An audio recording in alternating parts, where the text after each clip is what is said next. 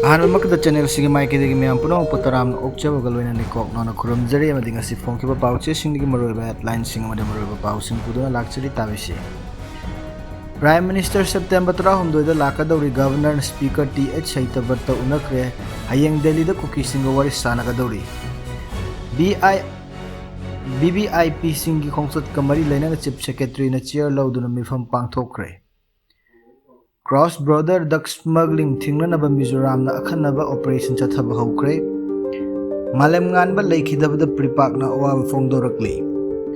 कोकोमी student front न महिलोइसंग कयाद PUCL की रिपोर्ट मई थाख्रे कुकी लालहौब सिंगना मिहात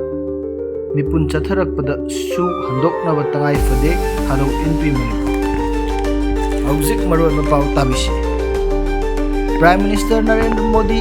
सेप्टेम्बर 13 लाकदौरी गवर्नर स्पीकर TH सैतबर्त उनख्रे हयेंग दिल्ली कुकी वारी सानगदौरी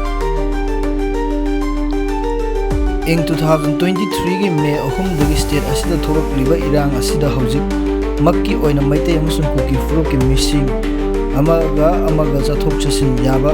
मक ओइद्रगसु हाना ओइखिबा इरांग अदुदगी दिलाक्सिंदुना मिसिमिना थोक्तबा फिबम अमदि हंजलक्ले स्टेट सिदा पॉपुलर गवर्नमेंट अमा लाकपा याबगी ओइथोकपुसु यामना चावना लैबगा लोइनना अथुबा मतमदा लैबाक असिदा प्राइम मिनिस्टर नरेंद्र मोदी सु स्टेट असिदा लाकपा याबगी ओइथोकपुसु नक्सिलक्ली प्रेसना फंगबा पाउ अमना हाई यामना थाजबा याबा पाउगी लिखुन खरगी मतमना मणिपुरदा इरांग थोलकपा सही अनि मखाई फाजिलगबा मतम असि फावबदा लैबाक असिगी प्राइम मिनिस्टर स्टेट असिदा लाखिद्रबसु हौजिक चटलेबा सेप्टेम्बर था असिगी थखाई फावबगी मनुंगदि महाक स्टेट असिदा लाक्लबा याबगी ओइथोकपा लै हाइरि यामना थाजबा याबा पाउगी लिखुल अमना मखा ताना हाई था असिगी 13 प्राइम मिनिस्टर नरेंद्र मोदी ना असम अमसुंग मिजोरामदा लाकदौरिबा असिदा मणिपुरदसु यौसिलपा याबगी ओइथोकपा लै हाइरि नुमित असिदा प्राइम मिनिस्टर नरेंद्र मोदी ना असमदा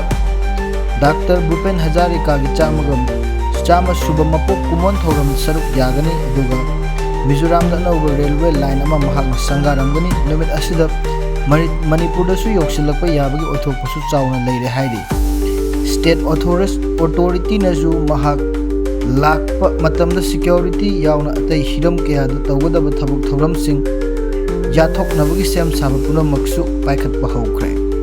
प्राइम मिनिस्टर नरेंद्र मोदी लाकपगी वाफम स्टेट असिदा गवर्नमेंट अमसुंग BJP की नेशनल स्पोक्स पर्सन समिट पत्रगी माइकैदगिसु लाकनी हाइबगी वाफमसु फोंदोकपा लैरे हाइना पाउगी लिखुल असिना मखाताना फोंदोकली अमरमदा स्टेट असिदा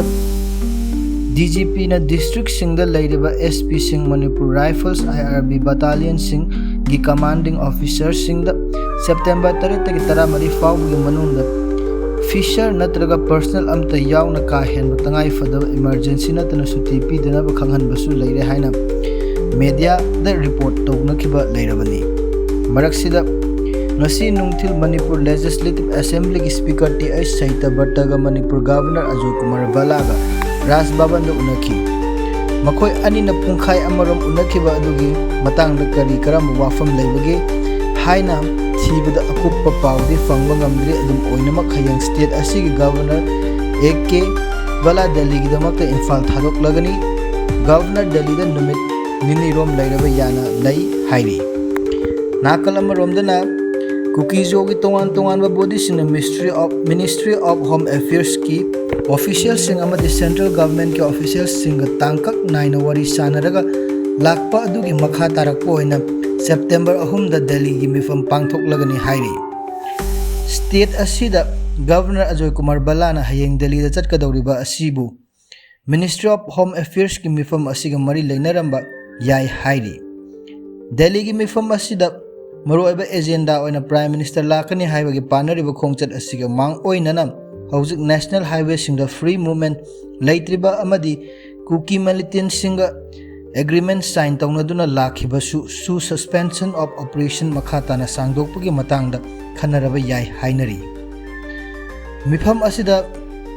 यानरकपा वाफमगी मखा पोन स्टेट असिगी फिबमदसु करिगुंबा अहोंग खरा लाकपा याना लೈ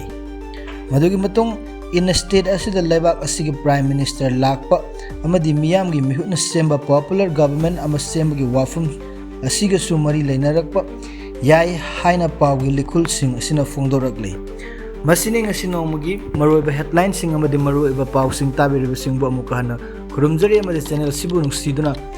ꯂꯥꯏꯛ ꯁꯦꯌꯔ ꯑꯃꯗꯤ ꯁꯕꯁꯀ꯭ꯔꯥꯏꯕ ꯇꯧꯕ ꯀꯥꯎꯕꯤꯒꯅꯨ꯫ ꯄꯨꯝꯅꯃꯛꯄꯨ ꯑꯃꯨꯛꯀ ꯍꯟꯅ ꯀꯣꯛ ꯅꯣꯟꯖꯔꯤ꯫